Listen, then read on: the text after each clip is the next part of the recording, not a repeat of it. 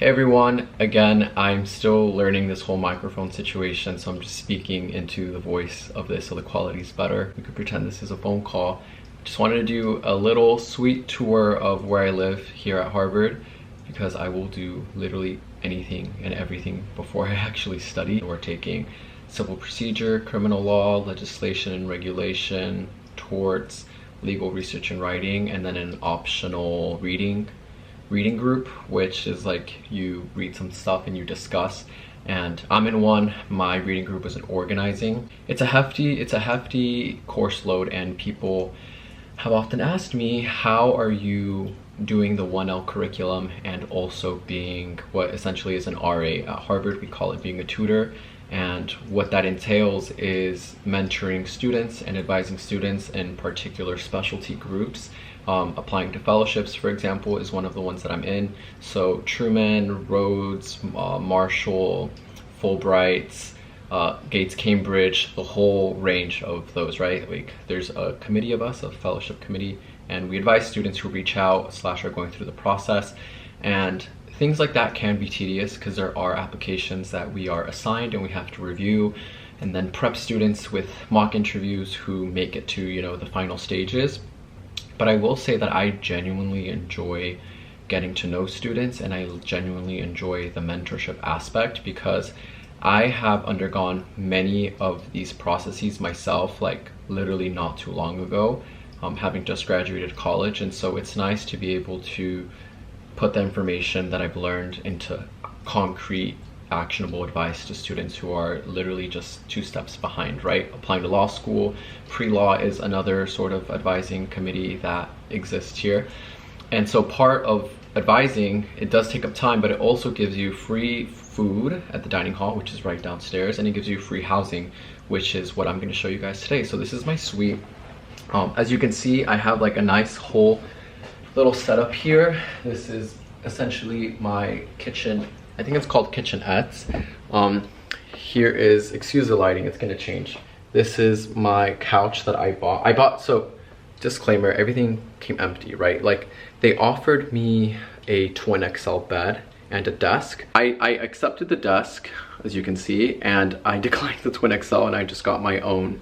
I think it's a queen size bed, and the bed frame, I got it off of Facebook Marketplace. That rug was from Target, I want to say. This is my room. It's huge. So I just put up these Christmas lights, but I have this huge mirror right here, as you can see. Oh wait, I have my mirror here, and then I have a lot of closet space. I'm gonna try to show. My closet's a bit of a mess, but like that drawer was accepted from the college. My theme, I want to say, is like blue. As you can see, like these pillows, and also my quarter zip, and also this carpet right here. This is my fridge. It's a super nice fridge. There's like all the little nicks and knacks. Unfortunately for me, I'm not a big cooker because there's a dining hall and I'm just not into cooking like that. So this is I baked some cookies last night and got some wrapping paper for Secret Santa and some red wine, which I had some friends over, and I haven't cleaned this part up, but these are the cookies. The oven works. It's so cute. It's small. Let's see what else. Some snacks, like a lot of cabinet space. All of this, there's like 1, 2, I don't know. There's a lot of cabinet space up there. I use maybe one of them just to hold like Kleenex or something. I really don't know. So this is a dishwasher. I use it just to like hold my utensils, but I don't really use the dishwasher. I prefer to wash my hands, if I had washed at all, because the sink is full. And again, it's just me, so it's like not really dirty. This is my bookshelf. My dad put it together from IKEA. These are my books. I don't have too many books. This right here is really cool because I'm in the Harvard Law Biblical Society, and we had like a lunch and they were like, yeah, just get whatever you want. And I saw that the Bible was translated into Arabic, which I hadn't seen before. And when you open the book, I have too many things I'm holding, but when you open the book, it's opened like a traditional Arabic book, which is really interesting. And I really want to learn Arabic still. I might be in Beirut this summer. Depends if I could get an internship, and depends if Harvard approves and gives me money, and depends on the social, economic, political climate of the world. But yeah, these are the rest of my books. They're very sparse. These are all my books from when I was learning Portuguese in Rio. I really like these.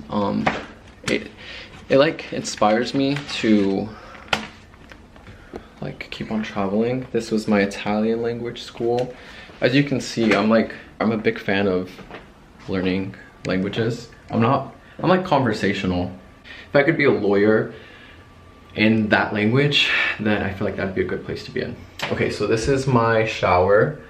I really like the style of it. So it's like, yeah, I hope I like recorded that effectively. This is my mirror. I'm a huge fan of this lighting right here. There's a lot of space in here as well. This is a nice window right next to it. This is the courtyard. As you can see, I live right in front of the Charles River, which I might have mentioned in the past.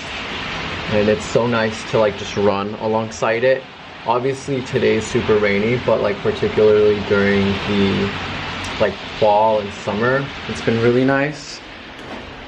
And then there's this huge mirror right here, so I could check out the fit. So it's just nice. I love having like huge full body mirrors. Last but not least, right next to the bathroom is more closet space.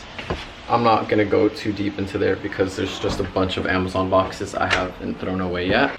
This is a suite right here. I barely turned the light on. I should have turned on the light to begin with, but this is it. My little TV, carpet, couch, bookshelf, fridge. You know the vibe. I put up these Christmas lights myself. It was tough, not gonna lie. And this is my room. These are all the books I'm currently going through right now.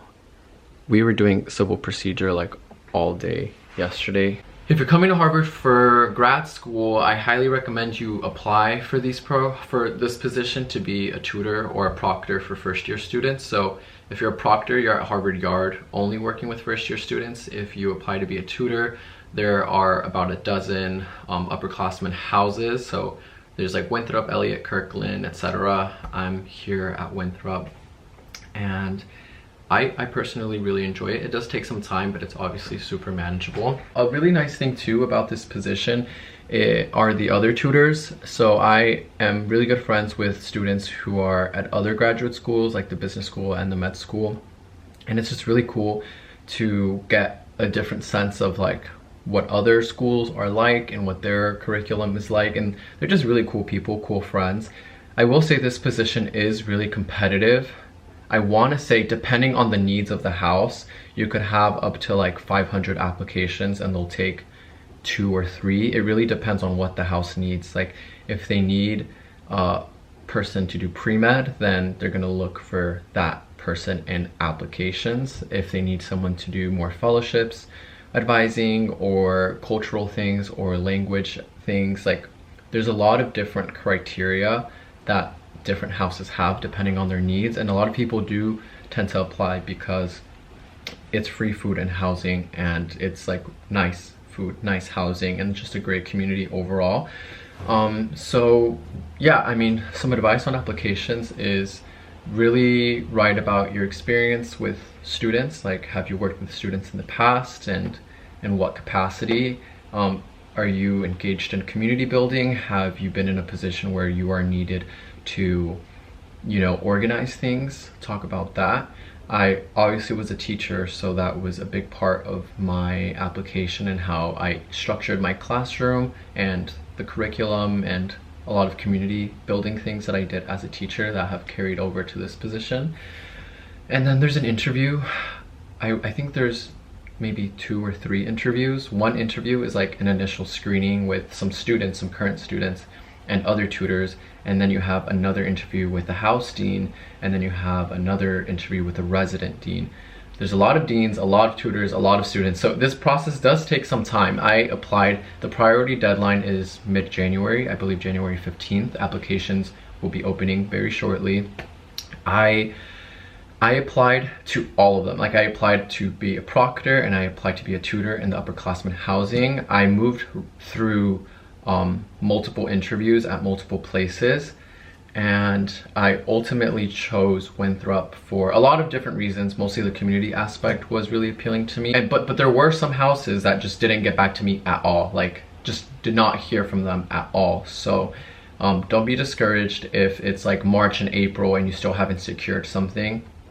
I'm trying to remember when I heard back, but I didn't secure my place here until, I want to say April, maybe even May, but it was a minute. It did take some time to get through all the interviews and then make a decision on both ends, right? Like, I needed the deans here to make a choice, and then I also needed to make a choice as to where my priorities were.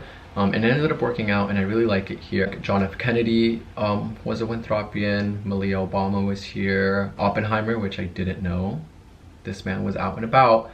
So yeah, just a lot of history, and it's honestly like a huge privilege and a lot of fun to be a part of it. Hope this helps. Bye.